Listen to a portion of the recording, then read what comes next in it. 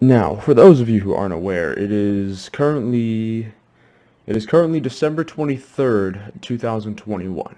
So we have what, 2 days till Christmas, not even. The thing people like to say around this time of year is like what they want for Christmas, what they're going to get their kids for Christmas, or just what they're going to buy themselves for Christmas, where they're going to go for the holidays. And I'm over here and I'm thinking, what kind of sick PC build can I configure for, the semi-reasonable price point of $4 grand, maybe? Yeah, that's what I thought of, and that's why I'm making this video, is because, I'm thinking, maybe some people are gonna want to buy a $4,000 PC for Christmas. Seriously, some people do that. All right, probably thinking I've gone insane, thinking maybe a $4,000 PC, especially in 2021, is reasonable by any stretch of the imagination. Well, let me tell you, if you are willing to do some digging on the web, meaning Amazon, then there are actually some deals out there, as I have taken a look at, and you will take a look at as well in this video. $4,000 is no small amount of cash. However, today I am going to show you just what that can get you in the PC gaming world, even in 2021. You might be a little bit surprised as to how this can even be. How can a $4,000 PC that has good value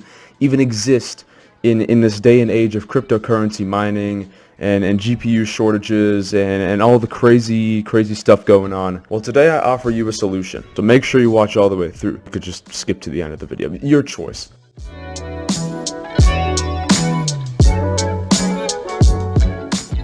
Now, since this is such an expensive PC build, I wanted to actually take a look at the GPU first.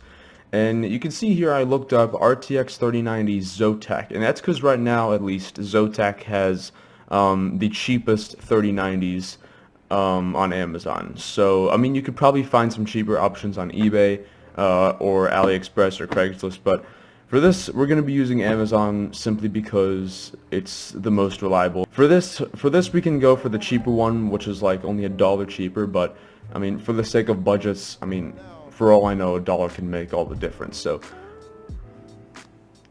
we're gonna go with this one. So the next thing we're gonna do is the CPU, and I'm thinking either 10th gen Intel or 3rd gen Ryzen for this. $440 for the 10900K. Now this is a 10 core, 20 thread.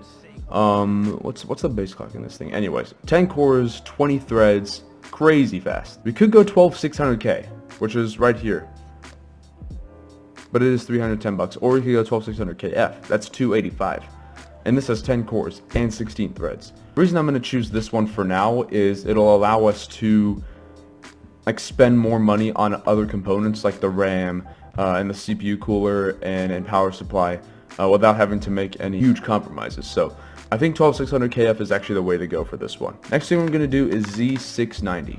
We're definitely going to go with this one because that's really all the 12600K needs. If we were going 12900K or 12900K or 12700K, I'd probably bump it up to something like this. I mean, if we're going 12900K, I'd probably want to get a DDR5 motherboard just for best case scenario like this one here. But if we're going 12600K, and because DDR4 is a lot cheaper, this is a perfectly fine board. And look at those VRM heatsinks. I mean, those are still really beefy. Next is our memory. I'm thinking this is a good route to go, and I think Team Group is probably the best because they have reasonable, semi-reasonable prices for their RAM, and they look pretty good too. So this is all blacked out with RGB on the top for $77.99, and it's 3600 megahertz CL18. I'm gonna add this one to cart for now. Obviously, DDR5 is gonna give you the best overall gaming experience when going for 12th gen, but it's because they're so expensive and hardly anyone wants to spend so much money on freaking memory for a PC. I think this is a better alternative over DDR5. Next thing I want to take a look at is storage. It's 1 terabyte WD Green. Now that sounds bad, but look at the read speeds. 3200 megabyte per second reads. That's about 6 times faster than your standard SATA drive, and that is really fast. And for $80 too. Add to cart, no thank you. We have another about $260 left to spend. Yeah, let's see how it goes. These aren't bad options. These all have really good airflow. I'm already leaving this one out because we have a full-size ATX board. This one I think would be fine, even though it has an acrylic side panel. It does have really good airflow on the front because it is all mesh. Montec Flyer. Now it doesn't have as much airflow because it does only have one fan sucking in from the front. but it should be fine everywhere else. I mean, these fans do come pre-installed into the case, which is pretty nice. So, choices. I'm gonna go with this one, just because it does come with those pre-installed fans. You are gonna get better airflow, and it's probably better build quality as well. Now we gotta get a power supply and a cooler. Since this is a 3090 with an unlocked Intel processor, 850 watts is kind of mandatory. Now, if you don't really care that much about 80 plus certifications, this one right here is one that I recommend. It's 65 bucks, it's 850 watts, semi-modular, and the 80 plus bronze thing might be a little bit of a turnoff for those of you who are looking to build a PC with an RTX 3090 and an unlocked Intel CPU. But I mean, the efficiency difference between gold and bronze isn't really that big. The 80 plus bronze certification on the 850 watt is going to be totally fine for this. I'm just saying, if you want a little bit more headroom, this is probably the better way to go, which I do. And since I mean, I don't really like taking advantage of sales though, because it's not going to last forever. So for the sake of this build and for the sake of other people building it, I think we're gonna go with the 850 watt over here. Finally, the cooler. However, because we do have about 150 bucks left to go, it does give us some headroom for other components in the build if we wanted to improve something. This right here is a great cooler for the money, the Vetro V240. As you can see, those fans do look pretty good, and so does that water block, especially with the other RGB components in the build. So I think if this were to be built with this system, it would look really good. And it's also going to be ample cooling. A 240 millimeter is going to be perfect for 12600K.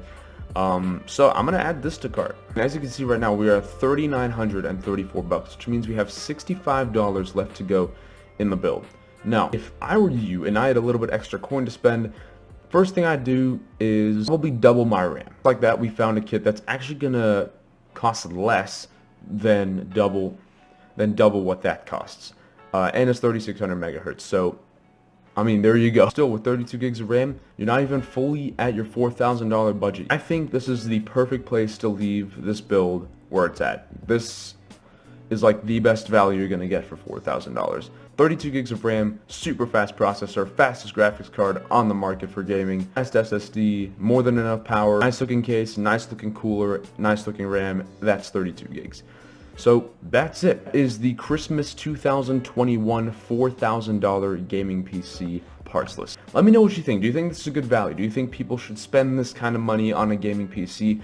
Or do you think they should spend it on something better, like a car? You tell me. Anyways, that is going to be it for today, guys. Wishing you a very Merry Christmas and a happy freaking New Year. Make sure to subscribe and like the video if you want yourself an awesome Christmas and the best 2022 of your freaking life. Anyways, I'll talk to you guys later, and I'll see you on the next one. Until we meet again.